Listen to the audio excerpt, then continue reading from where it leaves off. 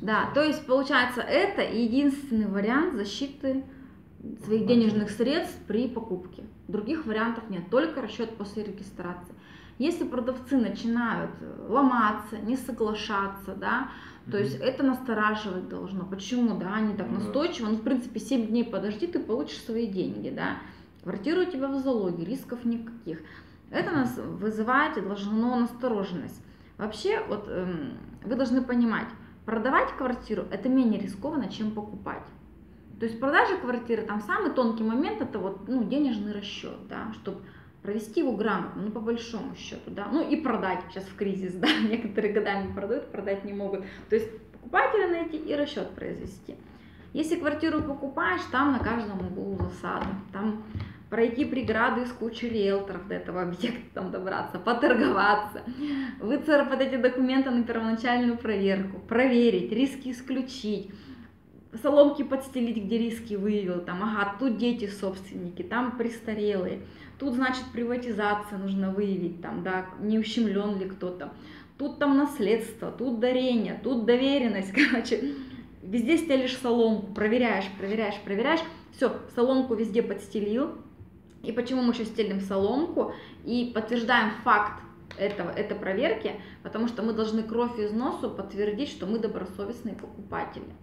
Если где-то случится момент, что сделку будут расторгать, а у нас будут все документы, что мы добросовестные покупатели, вот мы и выписку из ИГРП заказывали, да, вот мы тут и по доверенности проверяли ее, к нотариусу там ходили, вот мы тут по приватизации это справку из ЖК о том, кто прописан в момент приватизации, брали. То есть вот где мы выявили, то есть вот в браке продавец, мы у него согласие супруги запросили, да, вот все мы это выявили, положили в папочку, да, по проверке документов.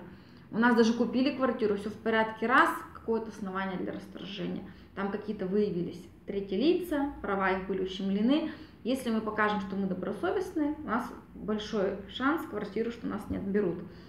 В общем, дальше вот препятствия, потом договориться по денежному расчету, да, вот столько куча препятствий, соответственно, когда вы покупатель, вы должны даже тут более быть подготовленными, чем если вы продавец, и действовать очень-очень осторожно. И если вы видите в сделке какой-то явно неадекват, то есть, ну, вообще там с вами не хотят договариваться, ни на какие уступки не идут, начинают руки выкручивать, начинают там, ну, шантажировать, там, вот либо так, либо никак, и там вообще квартиру продавать тебе не буду, я всегда говорю, это первый звоночек к проблемам. То есть, как бы вам не нравился объект, пытайтесь, ну, тут два мы можем варианта.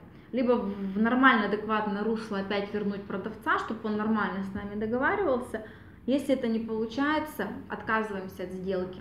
Потому что, как правило, если уже эти первые звоночки зазвонили неадекватности, потом мы даже бывает, да, закрыли глаза раз, два, три, потом у нас на самой сделке колокольный уже там звон, да, мы там уже куда бежать потом не знаем, а мы уже эту сделку ввязались, а уже из нее выскочить очень проблематично.